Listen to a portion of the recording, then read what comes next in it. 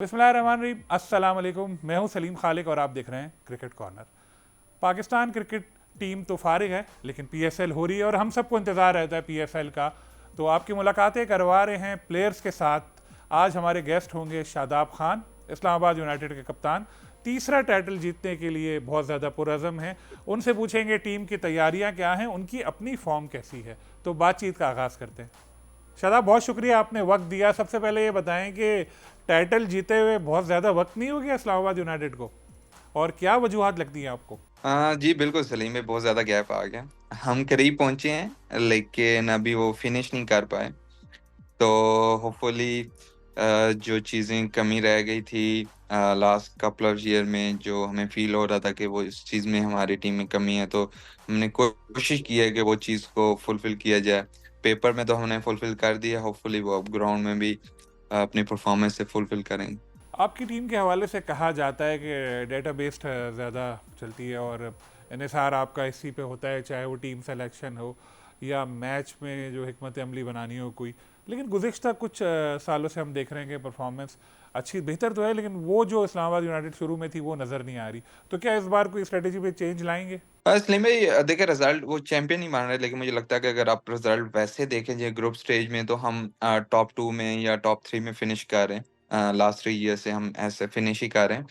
हम जो pressure matches थे उसमें हम इतना अच्छा परफॉर्म नहीं कर पाए, जिसकी वजह से ऐसा लग रहा है कि हमारे पास रिजल्ट नहीं है, क्योंकि हम चैंपियन नहीं बने। तो मुझे लगता है कि जो चीज़ हम कंसिस्टेंटली वो चीज़ अच्छी हो रही है हमारी। हाँ, वो हम फिनिश नहीं कर पाए, लेकिन ऑब्वियसली आपकी टीम में कुछ ना कुछ कमी होती है, जब आप तब आप चैंपियन नहीं बनते। तो हमने कोशिश की है कि वो चीज़ को फुलफिल करके जब इस बार ही आए हैं, स्पेशली जो नए एडिशन हुए हैं, जिसकी वजह से हमारी टीम का बैलेंस बहुत अच्छा होगा। गुज़िश्ता साल आपकी टीम ने 10 में से 6 मैचेस जीते थे और फिर एलिमिनेटर में पेशावर ज़ल्मी के खिलाफ शिकस्त हुई थी। याद है उस मैच में कि क्या ऐसी गलतियां हुई थी?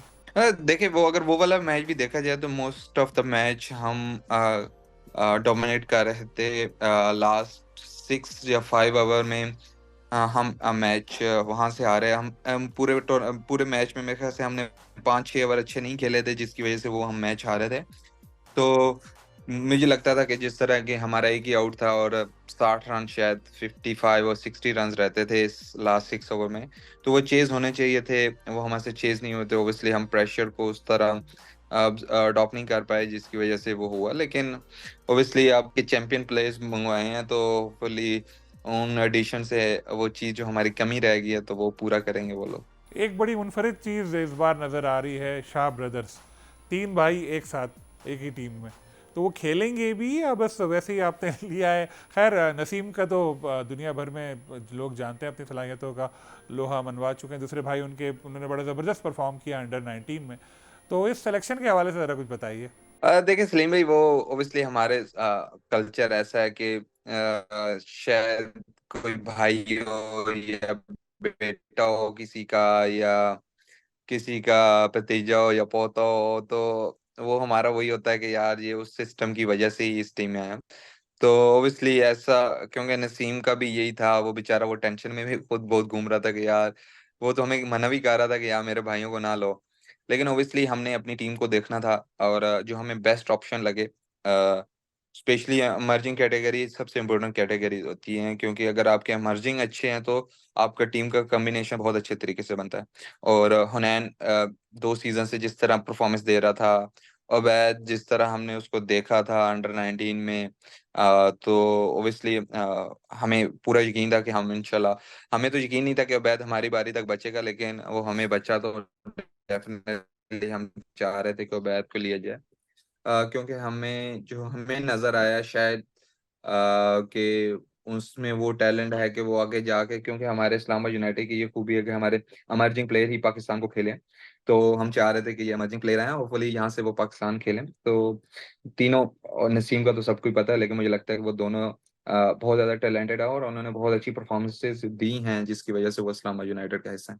नसीम शाह की फिटनेस कैसी लग रही है? अब आपको गैप आया है काफ़ी और प्रैक्टिस वगैरह में देखा, वही पुरानी वाली बात नज़र आ रही है? नहीं, माशाल्लाह वो हम अभी मैचेस खेले हैं कैंप के दौरान, तो माशाल्लाह वो बिल्कुल फिट लग रहा है। डेफिनेटली जब आप इंजरी के बाद आते हो, तो थोड़ा आपको टाइम लगता है, और होपफुली वो, क्योंकि जिस तरह वो बॉलर है अभी भी वो वैसी सेम सब कुछ हो रहा है, तो होपफुली हम चाह रहे हैं कि वो डे वन से वही नसीम दोबारा आए। लेकिन ओबियसली हम उसको एक फेयर टाइम भी देंगे, क्योंकि मुझे पता है कि एज ए प्लेयर जब आप इंजर्ड होके आते हो तो आपको बॉडी पे या परफॉर्मेंस में थोड़ा टाइम लग भी सकता है, और ओबियसली हम उसको वो फेयर चांस देंगे, उस पर एक्स्ट्रा बर्डन नहीं डालेंगे, क्योंकि वो हमारी टीम का या पाकिस्तान का वो एक मुस्तकबिल है। और क्योंकि हम बहुत ज़्यादा कुछ एज ए नेशन हम बहुत ज़्यादा जल्दी चीज़ें करने की कोशिश करते हैं, जिसकी वजह से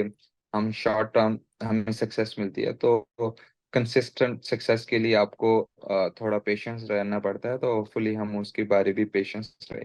हसन अली की परफॉर्मेंस बहुत अच्छी रही थी पिछले साल, और काफ़ी विकेटें उन्होंने ली थी, आपके बहुत अच्छे दोस्त भी हैं, तो उनको इस बार कैसे जाने दिया आपने टीम से अपनी? इसलिए में ऐसे में हम लोग बहुत ज्यादा फंस गए थे कैटेगरी वाइज, क्योंकि हमारे डायमंड में 5 प्लेयर ऐसे थे जो कि हम चाहते थे कि वो कहीं ना जाएं, लेकिन ओबियसली आप कैटेगरी वाइज हम बहुत ज्यादा स्ट्रगल कर रहे थे। और एक अब किसी को किसी ने जाना था, तो मुझे लगता था कि हसन की जिस तरह हमारी तरफ से परफॉर्मेंसेस थी वो आउटस्टैंडिंग थी।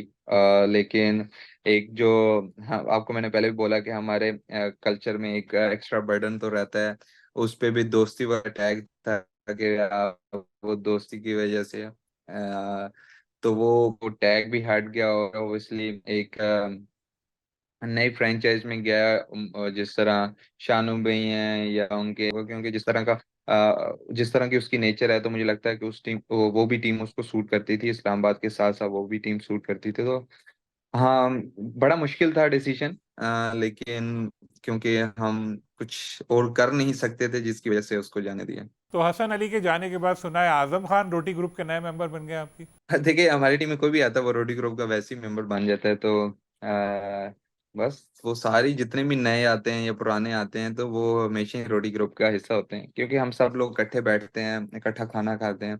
क्योंकि आप स्पेशली पीएसएल में बबल बन जाता है, तो आप बाहर तो जा नहीं सकते, तो आप एक अच्छा माहौल बनाने के लिए आपको अ, वैसे ही हम कोशिश करते हैं कि इकट्ठे रहना चाहिए और इकट्ठे खाना पीना चाहिए। आजम खान की परफॉर्मेंस लीग्स में बहुत अच्छी रहती है, और अभी ILT20 में भी उन्होंने एक बड़ी ज़बरदस्त इनिंग्स खेली, PSL में भी पिछले साल आपकी जाने से शायद कोयटा के खिलाफ ही 93 किए थे उन्होंने।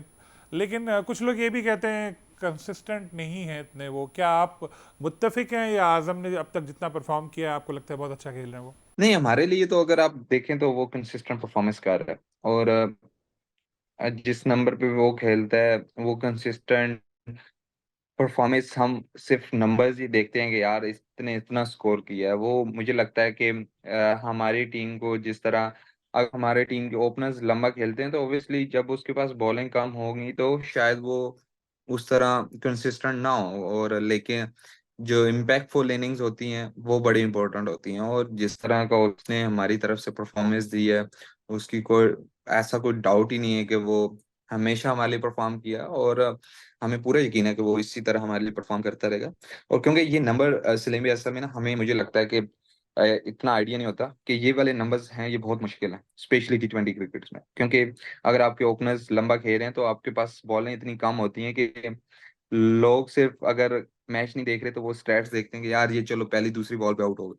वो स्टेज नहीं देखते कि यार इसको स्टेज क्या मिला। तो आजम के लिए भी मुझे लगता है कि यही बनाया गया है कि या वो कंसिस्टेंट नहीं है, लेकिन जब भी उसको टाइम मिला है वो ज्यादा कंसिस्टेंट परफॉर्म कर, और आप किसी भी बैट्समैन को टाइम देंगे तो वो कंसिस्टेंट परफॉर्मेंस देगा। तो हमारे लिए तो हमेशा से उसने कंसिस्टेंट परफॉर्मेंसेस दी हैं, और होपफुली इस सीजन में वो कंसिस्टेंट परफॉर्म करे। इमाद वसीम भी इस बार आपकी टीम में आ गए हैं, T20 क्रिकेट में बड़ी उनकी डिमांड है और अच्छा परफॉर्म करते हैं, तो अच्छा इजाफा साबित होंगे आपके ख्याल में टीम के लिए वो? डेफिनेटली, क्योंकि जिस तरह का मैडी का एक्सपीरियंस है, तो वो एक्सपीरियंस हमें चाहिए था।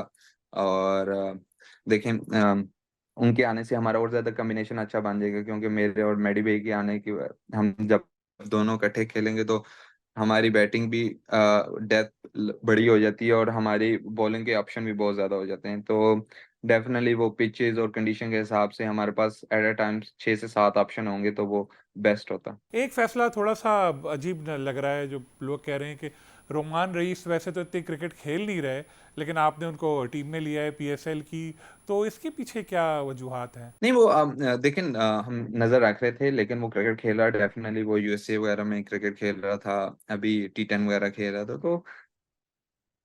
तो वो क्रिकेट तो खेल रहा है। क्योंकि मुझे हमें लगता है कि यार वो हमारी टीम को बहुत ज्यादा स्ट्रेंथ प्रोवाइड कर सकता है, स्पेशली एक्सपीरियंस के साथ। और उसकी जो स्किल की एबिलिटी है उस पर तो कोई डाउट ही नहीं है। हाँ, आप ये कह सकते हैं वो क्रिकेट इतनी ज्यादा नहीं खेले, लेकिन अभी भी हमने जो कैंप में भी देखा है तो मुझे लगता है कि वो स्टैंड आउट बॉलर था पूरे कैंप में। तो हमेशा से उसने ऐसी परफॉर्मेंस दी है और उसको सेल्फ बिलीव बहुत ज्यादा है, जिसकी वजह से बेशक वो इतनी क्रिकेट नहीं भी खेला, लेकिन स्टिल उसको अपनी स्किल पे बहुत ज्यादा बिलीव है। पीएसएल में पहला ही मैच लाहौर कलंदर्स के साथ, लाहौर कलंदर्स के होम ग्राउंड कजाफी स्टेडियम, वैसे तो सारे स्टेडियम सारी टीमों के अपने हैं, और लेकिन ज़ाहिर है वहाँ पे लाहौर को ज़्यादा लोग सपोर्ट करेंगे।